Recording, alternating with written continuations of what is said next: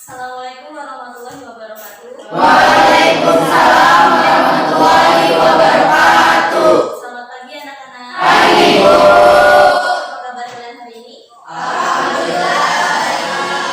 Oke. Sebelum kita memulai pembelajaran kita hari ini, alangkah lebih baiknya kita berdoa terlebih dahulu. Silakan ketua kelas untuk memimpin doa. Sebelum mengawali kegiatan pada hari ini, berdoa menurut agama dan kepercayaan masing-masing. Berdoa dimulai. Berdoa selesai. Bagaimana anak-anak, sudah siap untuk belajar? Ya. Ya. Sebelum kita memulai pembelajaran, Ibu absen terlebih dahulu. Siapa yang tidak hadir? Olivia. Olivia izin. Ada lagi? Ada. Sebelum kita mulai pembelajaran kita hari ini, minggu lalu kita sudah belajar tentang faktor-faktor yang mempengaruhi laju reaksi, khususnya pada pengaruh konsentrasi terhadap laju reaksi. Hari ini kita akan belajar tentang faktor selanjutnya, yaitu pengaruh kompetensi dasar untuk pembelajaran hari ini. Kompetensi dasar pengetahuan menentukan order reaksi dan tetapan laju reaksi berdasarkan data hasil percobaan. Kemudian untuk kompetensi dasar keterampilannya yaitu merancang, melakukan dan menyimpulkan serta menyajikan hasil percobaan faktor-faktor yang mempengaruhi laju reaksi dan order reaksi. Selanjutnya tujuannya. Ya, tujuan pembelajaran hari ini yaitu melalui model discovery learning dan pendekatan saintifik, peserta didik dapat menentukan order reaksi dan tetapan laju reaksi berdasarkan data hasil percobaan, serta merancang, melakukan, dan menyimpulkan serta menyajikan hasil percobaan faktor-faktor yang mempengaruhi laju reaksi dan order reaksi dengan benar, sehingga dapat mengembangkan sikap jujur, peduli, dan bertanggung jawab, serta kemampuan berpikir kritis, berkomunikasi, berkolaborasi, dan berkreasi. Sebelum kita masuk ke pembelajaran kita, Ibu bagikan LKPD-nya terlebih dahulu.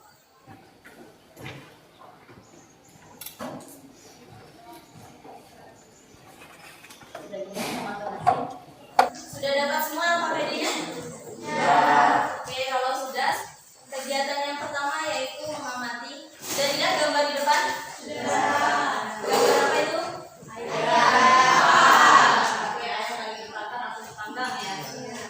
Apa bedanya dari kedua gambar itu? Oh,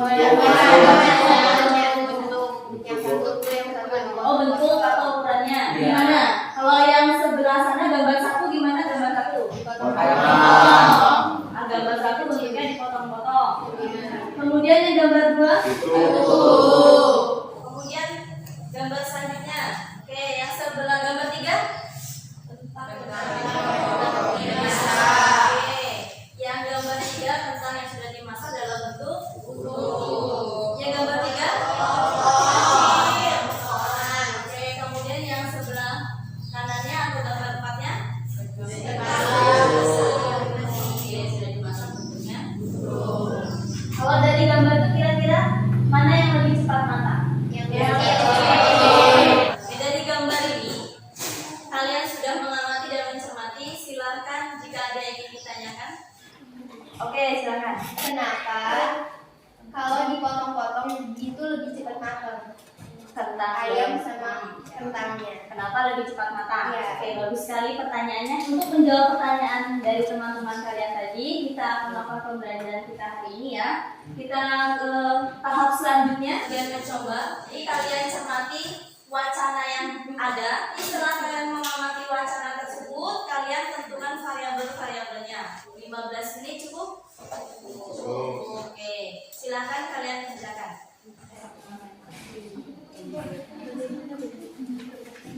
Oke, sudah semua belum? Sudah.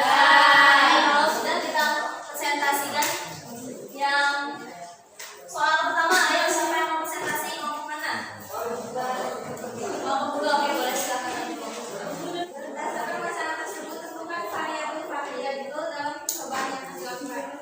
Variabel kontrolnya masa cangkang, volume larutan, konsentrasi larutan. Variabel terikannya waktu yang dibutuhkan. Variabel bebasnya bentuk cangkang atau bentuk. Oke, mau pertanyaan gimana? Sama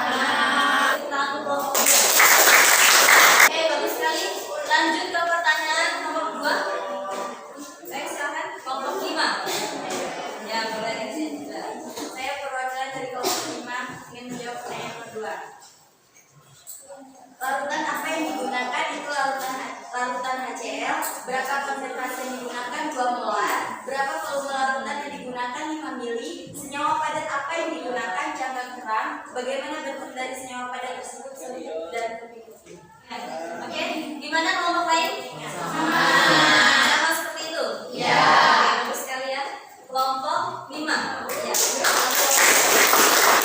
Oke, lanjut ke pertanyaan 3. Ya, boleh silakan kelompok 1 ya.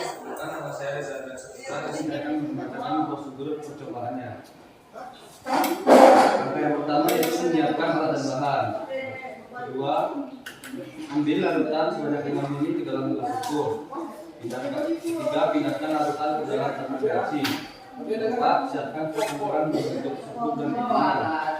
Kelima, siapkan stopwatch.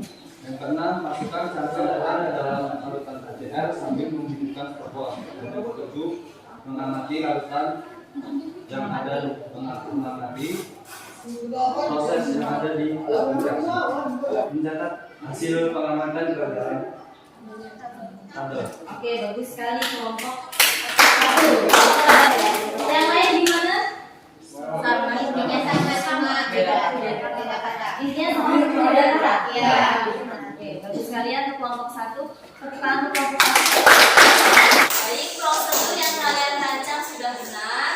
Untuk menyamakan prosedur, Ibu sediakan prosedur di sini. Jadi nanti silakan diperhatikan lagi ya. Oke, kita lanjut ke pertanyaan selanjutnya. Kelompok mana yang mau maju?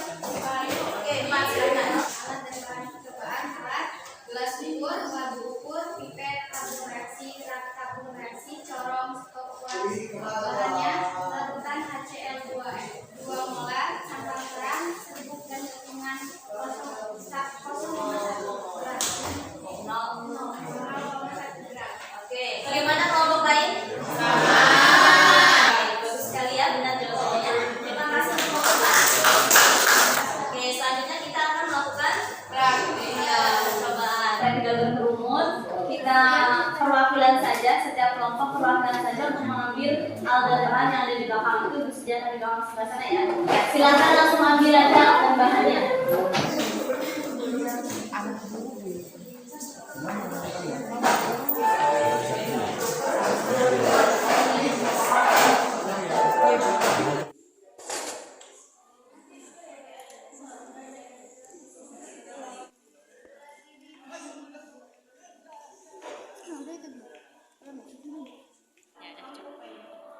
Ya sudah selesai jawab pertanyaan di bawahnya. Oke, sudah selesai semua belum? Kalau sudah, ya semuanya boleh maju ke depan. Kita presentasikan hasil diskusi sama hasil percobaan kalian. Kelompok mana yang mau menjawab hasil percobaannya? Menyampaikan? Oke, dua boleh silakan. Ingin menyampaikan dan menjawab tentang tabel pengamatan. Jadi konsentrasi HCl-nya adalah 2 molar, sama-sama 2 molar. Volume HCl-nya sama-sama 5 ml. Massa cangkang kerangnya sama-sama 0,1 gram. Dan bentuk cangkang kerang ada serbuk dan kepingan. Waktu reaksi serbuk cangkang kerang yang serbuk itu 1 menit, 11 detik. Waktu reaksi cangkang kerang kepingan itu 4 menit 52 detik. Oke, gimana kelompok lain? Oke, gimana bedanya? Di waktu reaksinya, kalau Ya. yang serbuk itu 1 menit 28 detik, tapi kalau dia kepingan itu 3 menit 41 detik. Oke, tapi yang serbuk lebih cepat ya? Iya. Daripada yang kepingan. Iya. Oke, jawabannya benar. Terima kasih untuk kelompok 2. Ya. Pertanyaan selanjutnya, langsung buat pertanyaan di bawahnya itu ya. Oke, kelompok mana yang mau jawab? 1, oke silakan kelompok 1. Berdasarkan percobaan yang telah dilakukan, senyawa apa yang terdapat dalam cangkang Ca, CO3. Terus tuliskan reaksi yang terjadi pada percobaan itu HCl plus Ca, CO3 menghasilkan Ca, CO2 plus HO2 plus CO2. H2O, ya. CO2. Oke, bagaimana kelompok lain?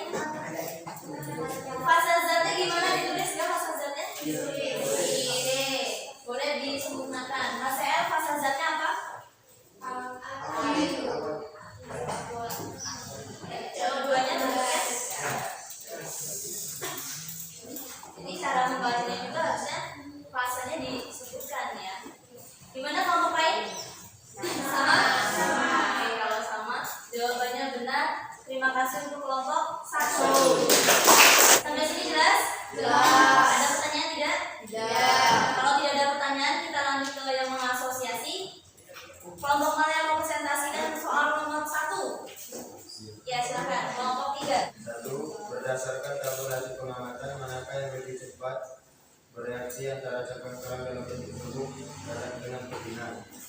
Jawabannya, cangkang kerang dalam bentuk serbuk. Nomor 2, perhatikan gambar berikut.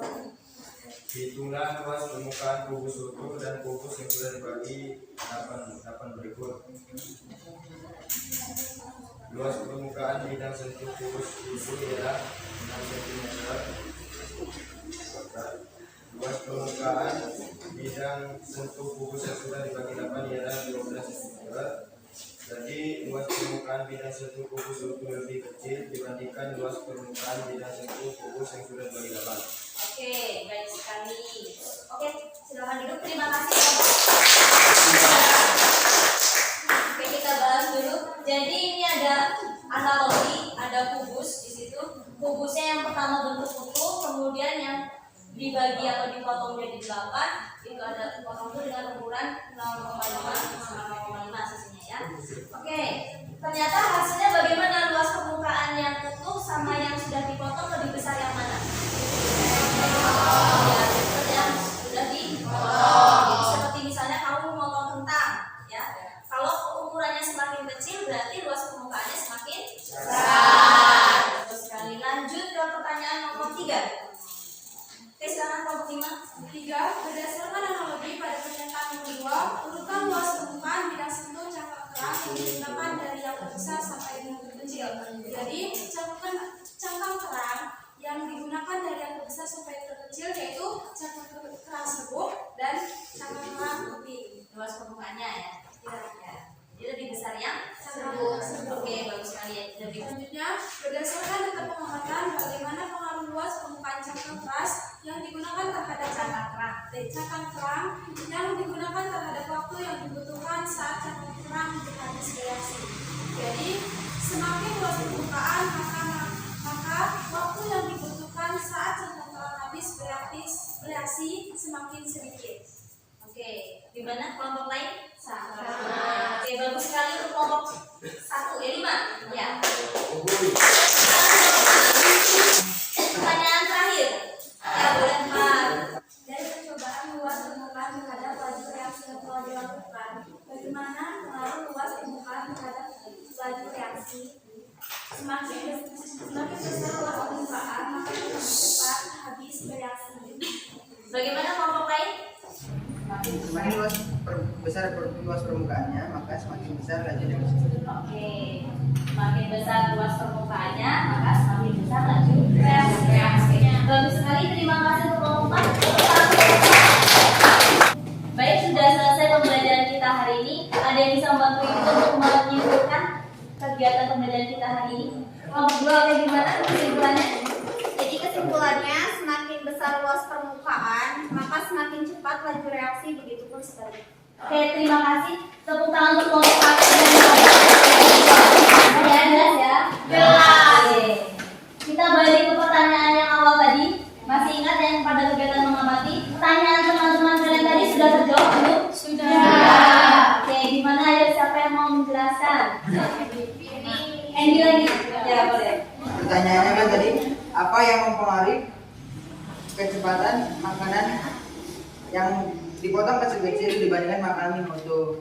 Lebih cepat matangnya ya. Lebih cepat matangnya daripada yang utuh, karena makanan yang dipotong kecil-kecil memiliki luas permukaan yang lebih besar sehingga laju reaksinya pun lebih cepat, jadi lebih cepat matang. Oke, bagus sekali. Kita sudah selesai. Apakah ada yang ingin ditanyakan? Ya.